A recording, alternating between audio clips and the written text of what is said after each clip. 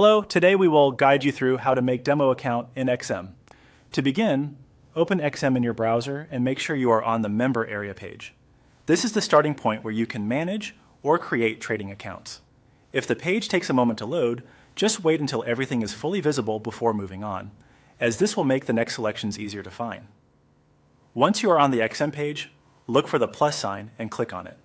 This option is typically used to add or create something new, so in this case it will lead you towards setting up another account. Take a second to confirm the menu or panel opens properly before continuing.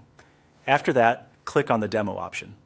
Choosing demo is important because it allows you to create a practice account rather than a live trading account. A demo account is useful for learning the platform, testing features, and getting comfortable with the setup process without using real funds. Next, click Continue.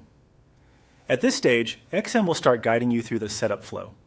Continue usually means your previous selection has been accepted and you are ready to move to the next screen. On the following screen, click Continue again.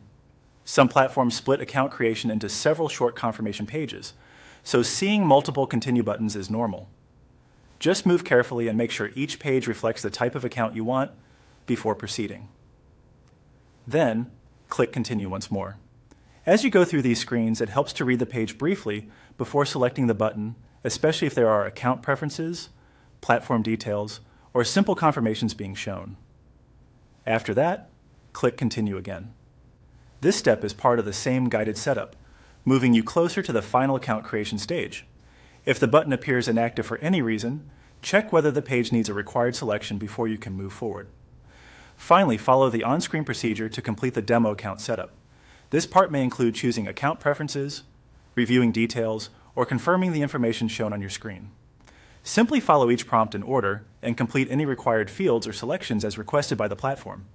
As a general tip, review everything carefully before finishing so your demo account matches the settings you want to practice with.